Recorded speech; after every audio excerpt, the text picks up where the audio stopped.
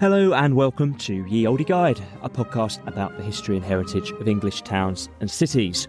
In this episode, we're taking a break from our usual tour of cities to have a special discussion about one of the most enjoyable and, dare I say, critical elements of making this podcast, which is a visit to the local history museum. I'm Liam McGrath, and I'm delighted to be joined by historian Daniel Gooch. I suppose, Daniel, we've been inspired to make this a particular episode from the last few city tours we've done where the local history museum has been really good, such as when we went to Southampton. Yeah, absolutely. I mean, we talked about it quite a lot in the episode, just what a highlight of Southampton the Sea City Museum was. But you often find that your impression of a place, of the kind of the local pride that people take, is really embodied in the museum. A great museum can really make you think positively about a place. So yeah, it's been inspired by our trips, not just for the Olde Guide, but all the trips I've made in my life, really, around the country. Yeah, that's it. Well, we're talking the Southampton episode. That was the last episode. We had lots of great feedback on that. It was pointed out to us that we'd missed the highly rated art gallery, nationally significant collection, over 5,000 works. So a good excuse to go back. And we also got us thinking about culture. You know, what do we mean by culture? We had a bit of a discussion about this. When we talk about culture, we're talking about cultural history and cultural legacy and influence. And we don't reflect so much on the, if you like, the current cultural offering of the city. And of course, modern Southampton has plenty of cultural offering, Mayflower Theatre, live music venues like the Joiners. No shortage of culture in where we visit, but often what we find is we can't get so much of the cultural history. The next episode, when we do Liverpool, you'll really see, I think, the difference, where there's this enormous cultural legacy. Yeah, absolutely. We certainly wouldn't be saying that a place isn't a cultural town or a cultural city if it doesn't get a great score. And there might be every reason to go to the town or city for its contemporary culture. You're absolutely right. It's more kind of a reflection of what culturally has it given to the world? How do the modern cultural events reflect the history of that particular town or city? So, yeah, I absolutely agree. There's plenty to towns like Southampton that we don't cover because there isn't that historical aspect that will absolutely give you a reason to go there. I mean, we always mention football, which is culture, but I suppose everywhere's got a football team. Let's talk about local museums. So let's start. What do you mean? What do we mean by a local museum? So when we say local museum, for the purposes of this episode, we're not just looking at all provincial museums, but we're looking at museums that seek to tell the story of a place or one aspect of that place's history that might not always be in a completely conventional or orthodox way. It would exclude, for instance, the Fitzwilliam Museum in Cambridge. However great that is, and we spoke about that a lot in our Cambridge episode, it's more of an international museum. It showcases the museum's international, global collections. But our definition might, however, include a museum that only presents a particular aspect of a town's history. So, for instance, its railway history or its cultural or its football history, something that reflects the history of that particular place. What would you say is so special about these local museums? Well, yeah, there is that personal view. You know, simply, I just love them. They're fun, but not just fun. They are really key to preservation of culture and our memories of the past. To take kind of the more maybe academic view on this, some museums that have a wider and more international scope, they maybe get a bit of a bad press at the moment. They've faced criticism in recent years for maybe telling the stories of other people, kind of presenting this safe, uncontested, official version of history, which is regulated by, I hate to say the word, but cultural elites and doesn't allow other cultures to present their own stories. Yeah. There is a contrary view, of course, which is that our heritage as humans is a shared human heritage, that nation states and people today are not the same as those that created tangible heritage objects hundreds or thousands of years ago. Plus, there are arguments around care of objects and the ability of people to access these more broadly in world museums. But without taking a stand on that here, whatever your position is, local museums can, at least to some extent, bypass criticisms like that by allowing people in a local area to tell their own story. Local history museums can, in a sense, democratise history. They can question these broad generalised narratives that some people see by presenting a local view of events. It's really to do with the value of tangible heritage. It's this commitment to objective historical truth and the ability to educate as much as to entertain and move. It provides symbols of a past and a cultural identity that resonates with us most strongly of all, I think, as part of a community that we can connect with across time. And really, there's no kind of more fun and engaging way to do that than in a good museum, to my mind. No, I think that's right. And I'll tell you something interesting. I've been doing the data, digging in the data on this, as I'm sure you'd expect me to. There are about 3,300 museums in total in the UK. And I'm getting this data from the Mapping Museums project by Birkbeck. Now, of those 3,000 odd, about 700 fit your description of the local history museum. One for every 100,000 people is one of these local history museums. And about 250 are run by local councils, and they sort of fit this bill of being about towns, their people, industries and social change. But most of these museums opened in the 70s, in the 80s, and to some extent the 90s. There's this real peak of these local history museums opening then. And I was sort of thinking about why that might be. Were we yearning for something from the 70s onwards in Britain, post-industrial Britain? Was it just that people were better educated, or there was more funding for these things? Was it just that we had more spare time? But I did think it was interesting that there was something that grew in that period in our history. Yeah, academically, there was certainly more of a move to study of local history more formally. There was move to more, perhaps you might say, left-wing strands in academic thought at the time, certainly within history. I wonder if they maybe had something to do with it.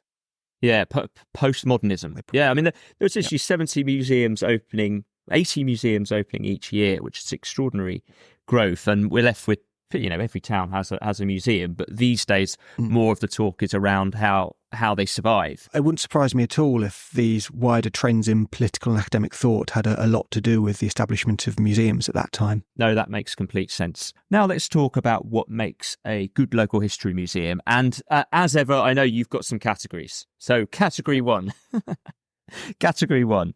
presentation of a town's history. What I'm thinking of here is if I'm looking at my perfect local history museum, I want to think about how well does the museum present a coherent narrative of the town's history. The first one I'm going to pick out here is York Castle Museum. Have you ever been to York Castle Museum? Oh, years ago, but great museum. I've been many times.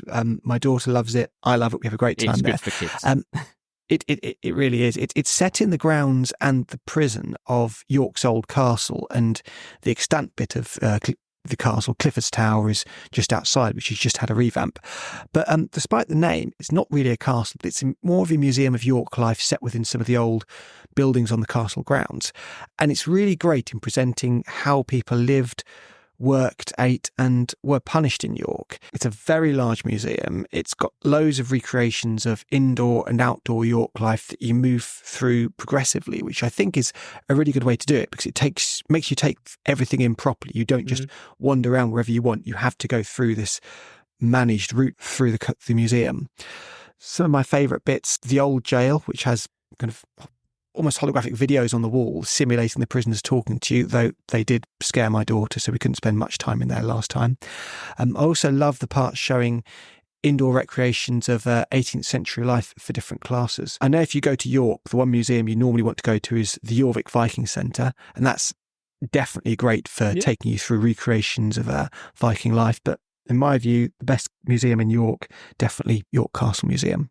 Great museum. My mother saw a ghost there. A real one? She was backed up by the staff, so it must be true. Excellent. That's what happens. That's what happens when you put a museum in an old prison. Yeah, plenty of material there. Creepy goings on. Where else? Where else would you highlight? So York presents kind of a broad overview of life in York. The York Castle Museum does, but there are museums which are very good at presenting specific, unique elements of the town's history. So we've talked about the Jorvik Viking Centre presenting a view of York under the Vikings, but Sea City in Southampton, which we've already we talked about at length in the Southampton episode, for good reason, because it's excellent at looking at maritime history in Southampton, from immigration, how the sea has shaped the town over the years, and the great section setting out Southampton's unique relationship with the Titanic, which reflects the fact that so much of the crew coming from the town and so many of its inhabitants were affected by the sinking.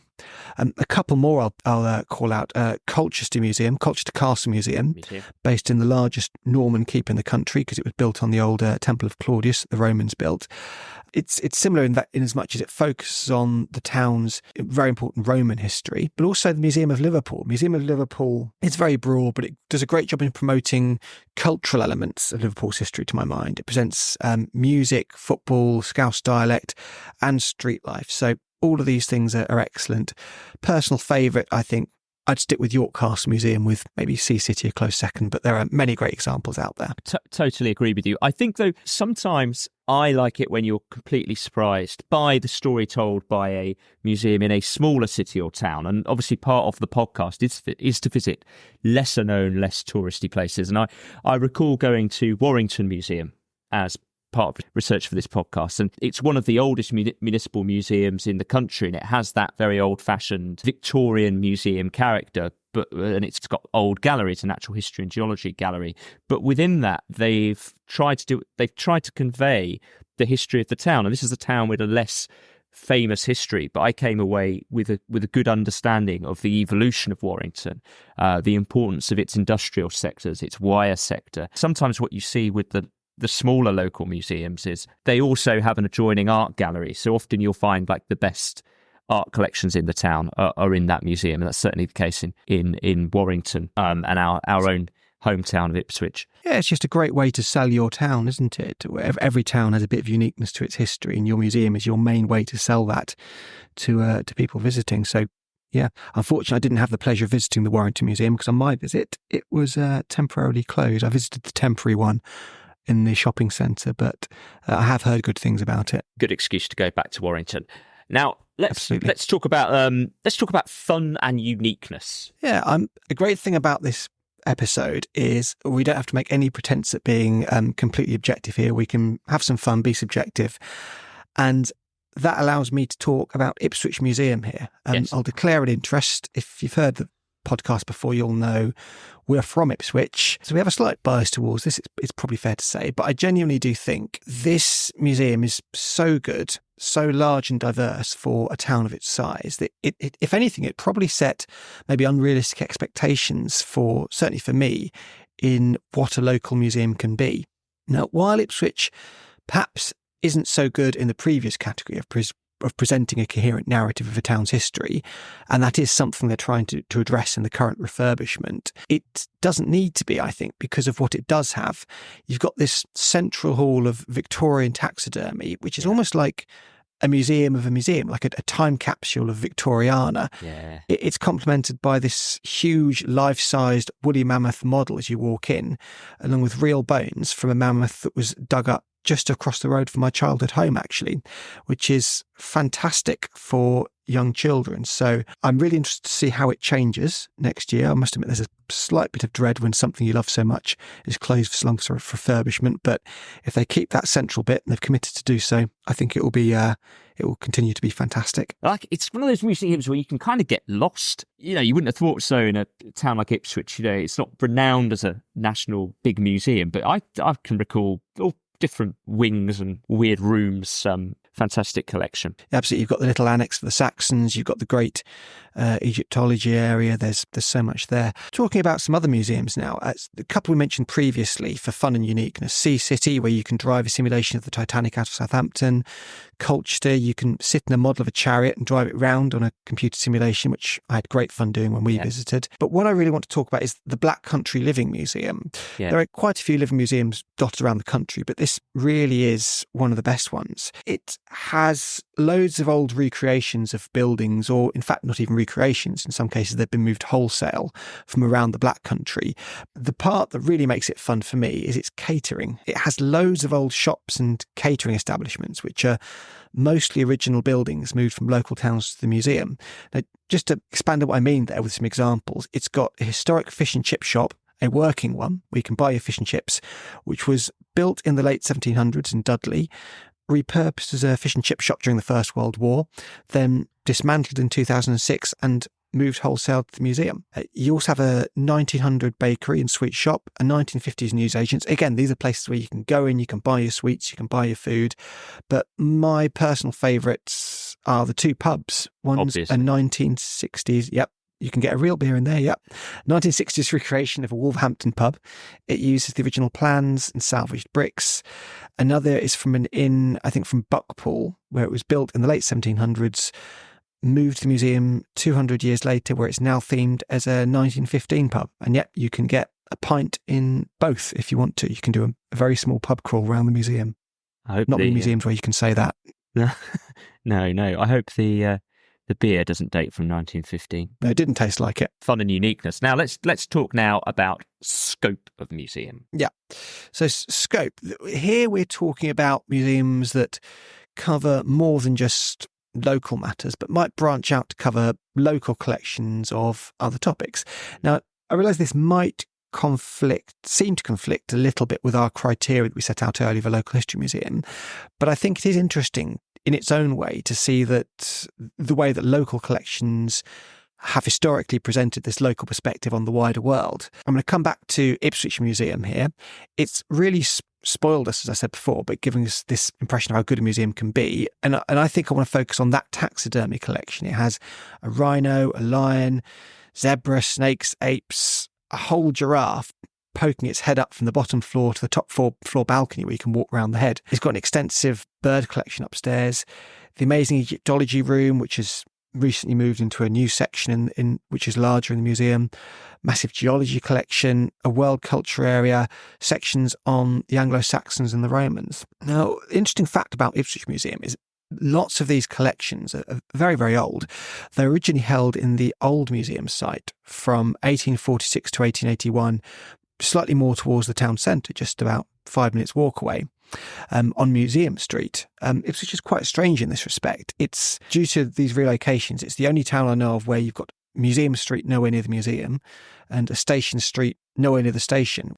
Now, you see, when I was thinking about this, but about museums which are not necessarily billed as local history museums, but they end up telling the story of local history, because their topic is so embedded with the narrative of that location. And there was a few places I thought of that we've visited with the podcast. You'll remember our trip to Lancaster, where Lancaster is one of these places where it's best to visit multiple museums to get a full appreciation. But it was the Maritime Museum that, for me, sort of conveyed a lot of story about the industrial history and its place in the world. And I think that was really important to visit alongside the museum in the city centre, because it told the story of the triangle trade, mercantilism, and of course the slave trade.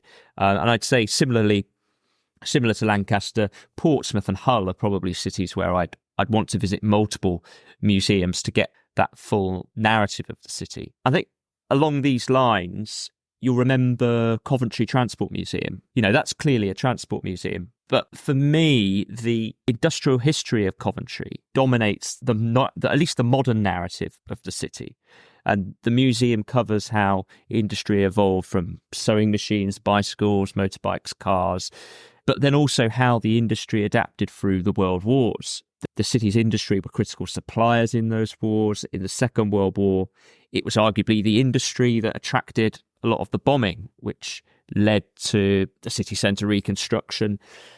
And the museum also tells the story of immigration, which was so important to Coventry. And that immigration was because of the car industry. It was Irish immigration, then immigration from the Caribbean. And from there, we get the story of two-tone. And so the industry is pivotal to the narrative of Coventry. Yeah, and thinking about, on a similar line, steam in Swindon, the Museum of the Great Western Railway does a similar thing. I mean, the fact it is the Museum of the Great Western Railway means you might not instinctively think of it as a local history museum, but it is built within, the museum is housed within the old Great Western Railway works within Swindon, which have been slightly repurposed as a shopping centre, but also repurposed as this museum.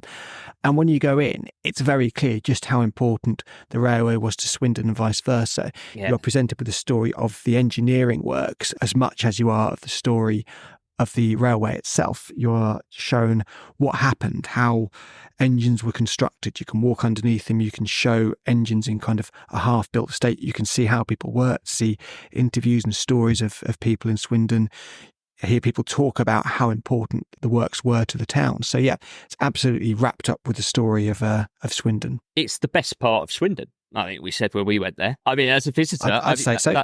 That's where you go, that museum and the areas around it.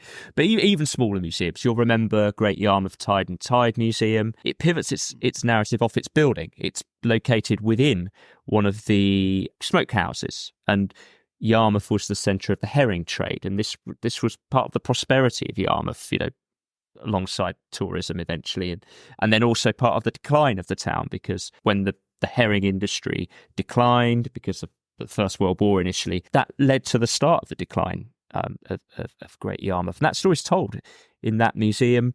And I think Hull is another one where I thought the Transport Museum was integral to learning about that city, but alongside other museums. Hull was a spectacular transport museum, possibly the best collection of horse-drawn carriages I've ever seen. And lots of bikes as well, as I recall. Bikes, yeah. Great. Now, final thing you wanted to talk about was immersion. Yeah, immersion. What I'm talking about here is when you go into a museum, not every museum does this, but when it tries to transport you back to the feeling of being in that place in the past.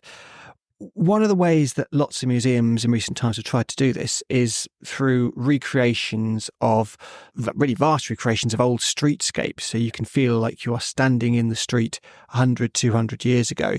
You find this in quite a lot of museums these days. Some of my personal favourites are not far from me, Milestones in Basingstoke. I don't know if you've had the opportunity to go to Milestones, but not been. Well, it's fantastic. It's the entire museum is essentially a recreation of Basingstoke in the past.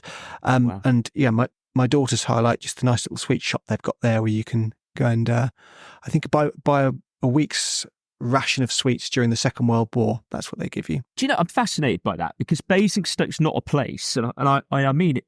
I mean it with the greatest amount of respect to Basingstoke. It's not a place that I really associate with a historic town centre. It's quite a modern town centre today. Well, there's kind of an ironic setting to it in that respect. It's not in a historical setting. It's a brand new purpose-built building. I don't know exactly when it was built, but it would have been at some point in the last couple of decades. Yeah. Out of town, which is kind of more what you'd associate with Basingstoke, and this kind of leisure complex. I think the new football ground is there. Yeah. I think there are various other leisure areas there. But yeah, it's an out of town purpose-built place.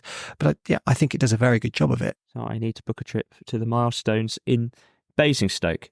I mean, I think as well, we've mentioned it a few times, Sea City. I thought the end of the Titanic exhibition, where they put the inquiry into the disaster, into the old courtroom. I think that courtroom obviously had nothing to do with the Titanic inquiry because it was built about 30 years later. But nevertheless, the setting seemed very apt, and I do like it when you've got the combination of the historic building and the learning opportunity of the museum. I suppose it's not going to be accurate, but it's perhaps going to be authentic, give a sense of authenticity, that you could actually be in that setting, whether it looked like that or not. You actually could feel like you're in that setting where the inquest took place. So yeah, talking about immersion on that theme, some museums we've already talked about. Street Life Museum in Hull, these great recreations of public transport settings. York Castle Museum has a huge recreation of Victorian York. What I like about that is it's not just one street. There's all sorts of buildings, little nooks and alleyways that you can dart in and out of and go and hide in. The Black Country Living Museum is also, like many living museums, completely dedicated to immersion. You're not just surrounded by living history, you really experience it. You can, as we said, eat and drink in the original buildings. You can go underground in a 19th century mine. You can enter into fully recreated 1940s houses, watch industrial crafts from the region like chain making, go on trolley buses. There's so much to do. But just to round it off, a personal favourite, it's on a much smaller scale, but the Museum of Liverpool, this has an original carriage from its old overhead railway, which you can see from either the same level or from below, as though you're actually approaching the station from below to enter it. It also has a recreation of the courts, the kind of housing areas that used to exist between most of the crowded housing in Victorian and Edwardian Liverpool. Yeah. I love this because I've studied them before, and it's really, I think, a commitment to giving you a sense of how ordinary people lived. It's not you can get an impression of how dukes and kings lived by going to any kind of stately home or palace, but this is showing, this is to the greatest extent we can, how people lived in not particularly sanitary conditions. This is where your grandparents, your great-grandparents spent their lives.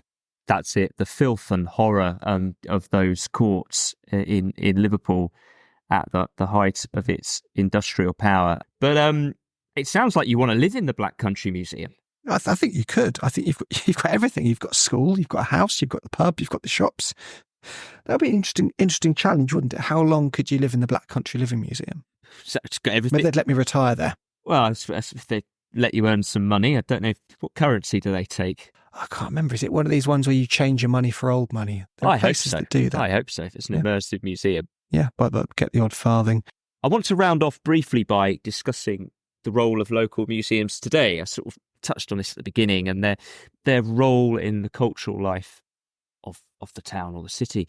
And this came to my attention because the M Shed in Bristol has been in the news recently, and you'll know all about this.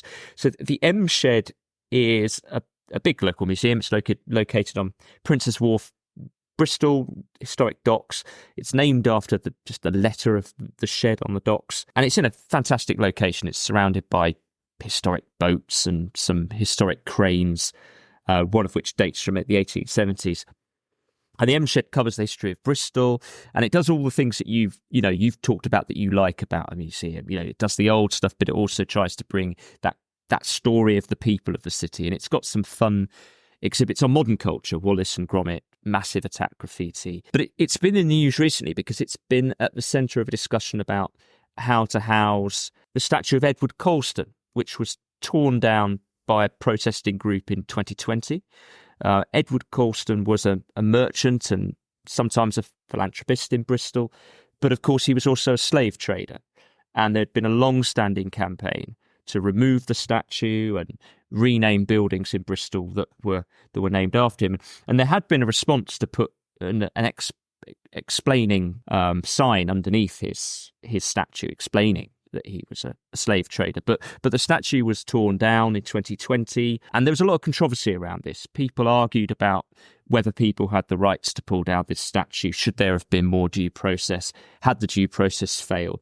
And this statue, it was graffitied, red graffiti, torn down, and it was thrown into the dock. That statue was retrieved from the dock and has been in storage since 2020, but has just been installed in the M Shed.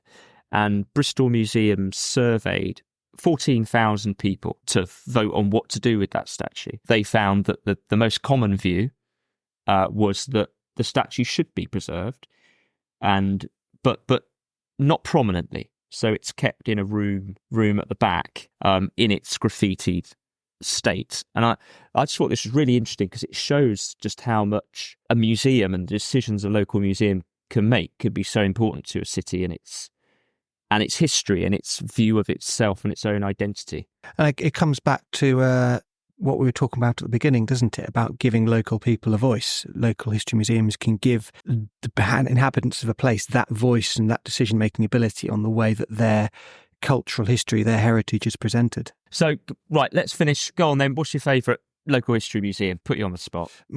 My favourite local history museum. Can't say Ipswich. I can't say Ipswich. I was wondering how subjective can I be? I'm going to go for York Castle Museum. Oh, very just because I go there lots. I mean, I love the city. I often describe York as being almost like an open air museum in itself. There's so much heritage there. But York Castle Museum is just so much fun for. It was fun. Sounds like a marketing slogan. So much fun for everyone member of the family, for my daughter, and for me. You can spend so much time there. It's good value. Yeah. York Castle Museum wins it for me. I don't want to sound like I work for the Southampton marketing board, but Sea City was a cracking museum. Yeah. If we were doing reality versus expectations, I think, like we do in our normal episodes, I think, Sea City would be very high up there. Do you know what they had there that just appealed to my brain was the map thing, where the map of the city grew and you could see how it extended and how the city centre moved from the Saxon to the medieval. I just think every local museum should start with something like that. There was something I saw recently. I was in Cardiff. I was at the Museum of Cardiff. I don't know if you've been there. I have. It's got a great section there. It's slightly less high tech, but you have kind of transparent overlays of maps of different areas of Cardiff. So my favourite bit obviously was the Millennium Stadium. You can see what the area of the Millennium Stadium looked like 200 years ago, 100 years ago when the stadium was smaller, and about 20 years ago when that exhibit was put in, so much like it is today. I think I was amazed to see it was actually covered by water, or surrounded by water, that area, a couple of 100 years ago.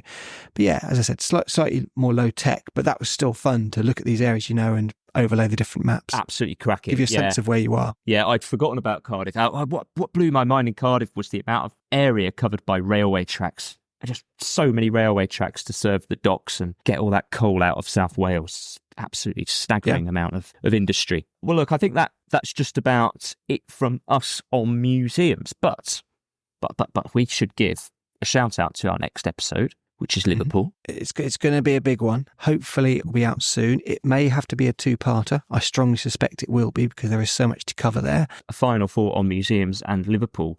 Well, in the UK today, there are 80 national museums, i.e. government-funded museums, of which come under about 30 umbrellas. And those include the big famous museums in London, the Science Museum, Natural History Museum, British Museum, things like the Imperial War Museum, which has branches in London, Manchester and Duxford near Cambridge. But there's a cluster of national museums in Liverpool. And there are some good reasons related to local politics in the 1980s that we will be discussing in our Liverpool episode, which explains why there is a preponderance of nationally funded museums in Liverpool. The upshot is that they're free to enter, generally. That's the good thing about national museums. But we will be talking more about those on our Liverpool episode. Cannot wait. Can't wait. Look, you can learn more about the podcast at yeoldieguide.com. You can follow us on Twitter at yeoldieguide. All our episodes are available on our website and all podcast directories. We love to get a review and any feedback. And that's it from me. Thank you very much. Yep. See you next time for Liverpool.